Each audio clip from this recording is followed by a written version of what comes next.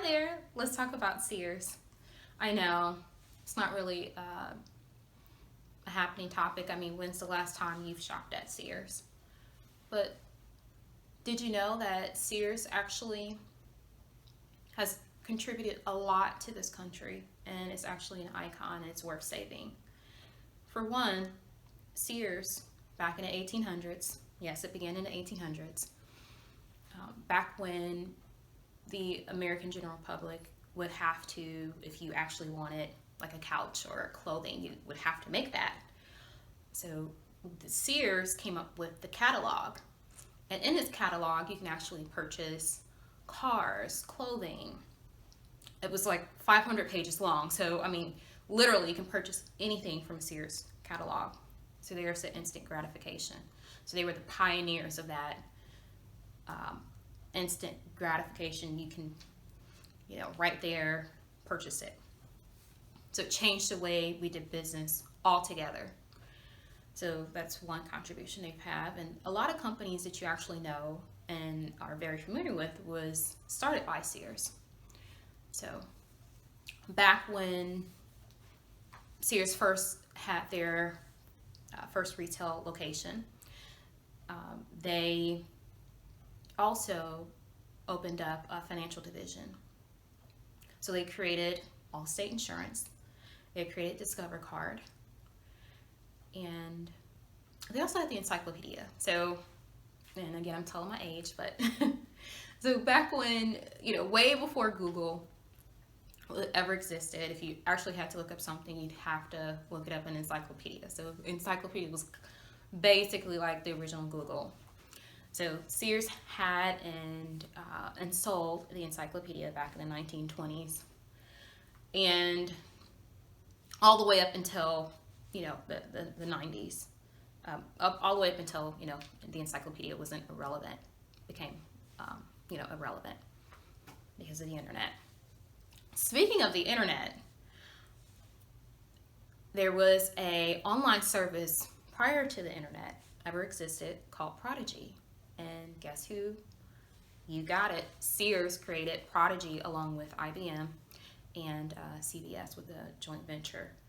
So, and Prodigy would allow you to basically surf the web. So you can check the weather, sports, stocks, all these different things you're able to check through the online services that Prodigy offered. So for some reason, so Sears, at the top of their game, they also built the Sears Tower. And if you are from Chicago, like I am, I've been there once, but I was a child. I'm gonna definitely make it my business to go there and see what changes has been, because it's been a long time. But the Sears Tower used to be the tallest building way back in the day, but other buildings rose to, or other companies wanted to raise to their standard and say, hey, and so that's when you start to see all the towers try and outbeat Sears. So Sears was always forward thinking. Sears was always pioneering. So the Sears today is not the actual Sears that you like that. I don't know what we're seeing. I don't know what's going on, but I kind of have a clue, and I want to talk to you about that today. So yes, let's talk about what they have done. So the merger with Kmart, and Kmart purchased Sears, and at the time it sounded like it was a smart move because Warren Buffett had just saved a textile company from going out of a bankrupt textile company and turned it over, and received a ton of profit from doing it that way. So I get it. When Eddie made that move, he thought it was going to be a great move. It made sense. The first year the profits were there, but after that it's been a steady decline. And Sears going under would be, this is an icon of American culture. It's an icon of Americans' contribution to business. This is not something that we want. It doesn't look good on for the American economy for this to happen. So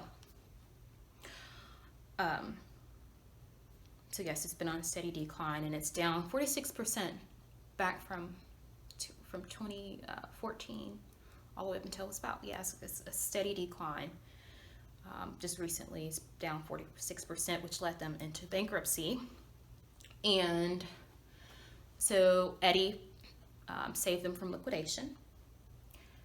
And so that was back in January of this year.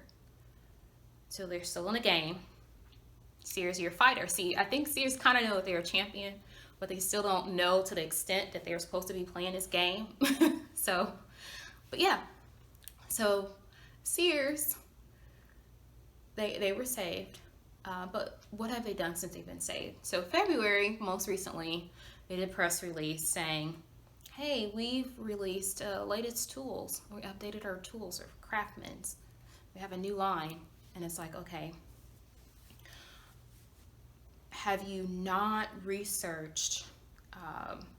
It's like they're just doing things and are not doing any research as far as what are the needs.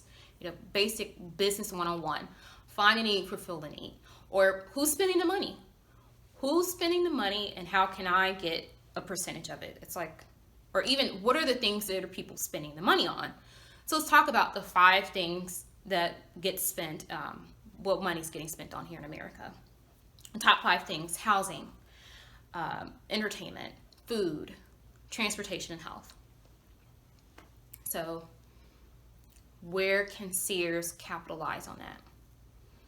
First thing first, when you think of home improvement, so when you think to replace your roof, or you think to put floors down or get new windows, who do you think about? Why not Sears? They offer these products. You didn't know?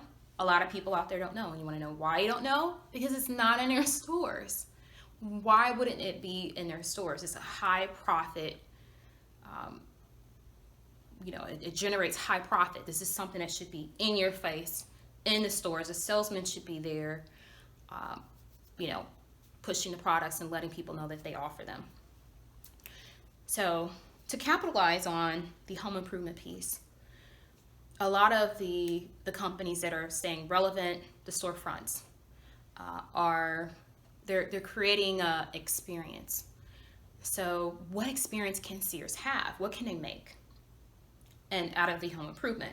So if I decided to, let's say, do my bathroom, remodel my bathroom, I want to take a picture of what it looks like now. If they have a booth set up or some space there, again, I know it's going to take some technology, but we have that there, and you're able to upload the photo. Once the photo is uploaded, then you can possibly see different things that you can do with your bathroom. So it's more interactive. So again, that high technology piece invites people in. It gives people a different perspective. It gives the consumer a way different perspective than what they see now. As well as it gives Sears an opportunity to do something else. So if I'm uploading my photo, I'm a consumer. I put in my information. Sears has my information for further advertising, as well as people that are improving their home. They improve their home for a reason. Some of them people are for regular maintenance. Others, they're getting ready to put their home on the market. Guess what you get to do, Sears? You actually get to partner with real estate agents. So before that person even decides to go on Zillow, before that person contacts a real estate agent, this is a potential lead that you can sell. 70% of Zillow's revenue comes from generating leads for real estate agents as well as mortgage brokers. You can tap into that market. So again, mortgage brokers. So if a customer comes in there and has got $5,000 to spend on windows, but if you partner with mortgage brokers and they're able to take cash out of their home, they're able to spend more money there with Sears. Even if the customer doesn't decide to take on your home improvement, guess what? You still made something out of the deal. You still generated revenue from, from that client. So now you're in a situation where you got 3 different ways to generate income from one consumer. So that's the home improvement, that's the housing. Food and entertainment. We love to, a high percentage of the food consumed here is outdoors. As well as, so the feel in Sears has to change. Sears has been great in keeping their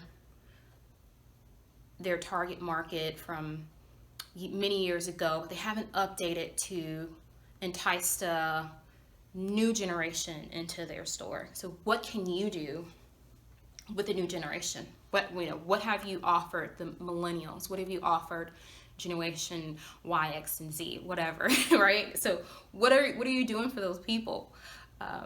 And updating your tool line isn't going to get them that consumer through your door.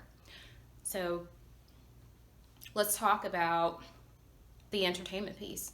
A lot of the items that you have there are low producing items. Let's clear those items completely out of the store. Let's clear that area and maybe invite local artists.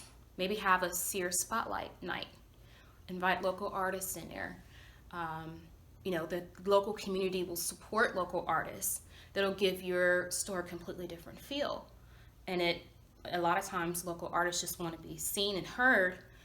They're not, it may not be something that you have to pay for. This is something that can get more traffic into your door and generate more revenue because you have more foot traffic. People are looking at your items, as well as if you have like a small cafe or a little booth that has like small handheld items like such as popcorn or hot dogs, pizza. So that's the food and entertainment piece. And so let's talk about the other healthcare and transportation. So maybe get into the pharmacy end of the business, or which is more likely and highly profitable is the store inside of a store concept. So just like Walmart, a lot of their revenue and they keep costs down from having a store inside of a store. You have low producing items, get rid of those, incorporate a store inside of your store, such as maybe a rental company, or create your own rental company. So these are some facts that we talked about earlier about Sears. We see what they're doing now, and these are some possibilities that I saw and opportunities that Sears can capitalize on today. So give me your feedback. What do you think? What else can Sears do? Because I don't want to see this. It won't be good for me or you if Sears go under. And I really appreciate you taking a look at my video and comment and share. And thank you so much.